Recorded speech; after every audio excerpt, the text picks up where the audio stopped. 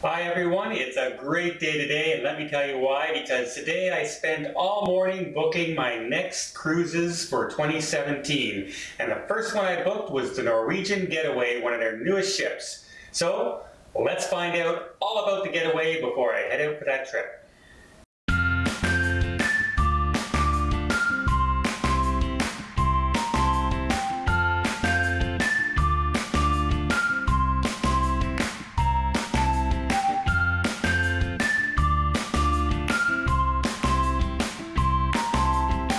The Getaway is one of Norwegian's newest and largest ships, and this year it makes its home port in Miami, Florida. The Miami port is one of my favorites to sail out of. All the skylines and the beautiful lights at night if you happen to leave during the evening, the coastal shores, the beaches, it just gives you that feeling of getting away from it all the minute you start leaving from the ship. And just how big is the Getaway, you might ask? Well, that apartment building in the background is 40 stories tall, and the ship dwarfs it in comparison. So that should give you a rough idea. The staterooms on the Getaway are pretty standard fare, although well appointed. You have your typical inside, ocean view, balcony, and of course you can upgrade to Havana suites and spa suites, etc. And they're very well and tastefully decorated. The one thing I was surprised with was the size of most balconies. They're very, very narrow.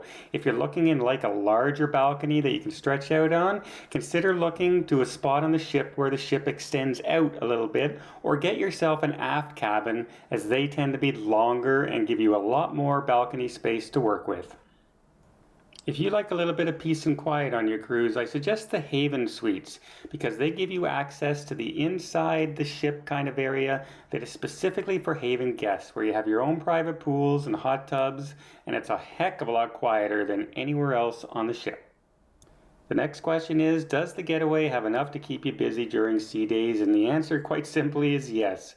It has rock climbing walls, it has arcade areas, it has your casino, it has Broadway shows, it has movies on deck, it has some of the largest water slides you'll ever find at sea, it's got a rope course, it's got mini putts, it's just got a ton of things to do. And one of my favorite is the drop slide, and it's fun to watch the cast members because they still get a kick when people scream when they drop down.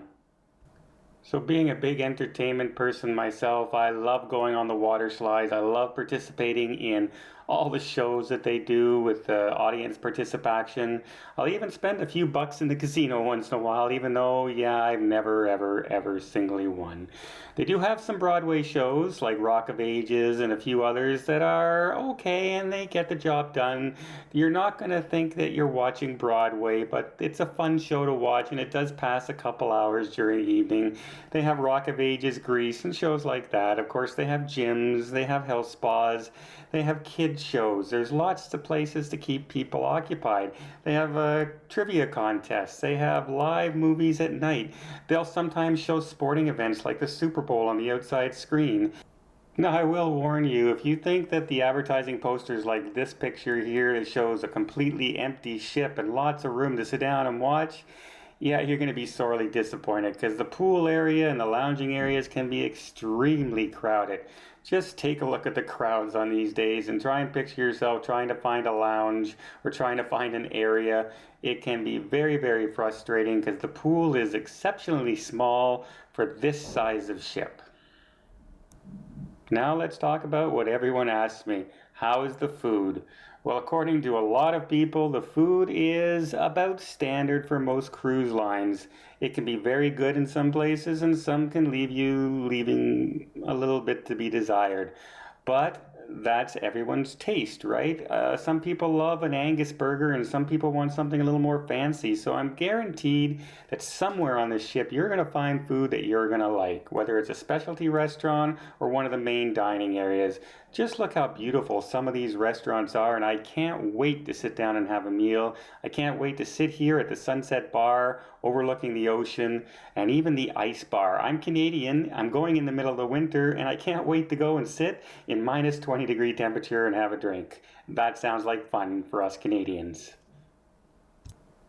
Now, to wrap it all up, everything I've heard from fellow travel agents and people I've sent on the ship say they love the ship, they had a great time, they loved the itinerary, it was a lot of fun. There might be one or two things they didn't like, but overall the experience was really, really good. So I can't wait to experience this ship myself, and I'll let y'all know about it the minute I come back. Hi everyone, if you like this video, please hit the thumbs up, and if you'd like to see more videos about cruising and other destinations, please hit the subscribe button, as we'll be touring all over the world this year. Until then, we'll see you next time.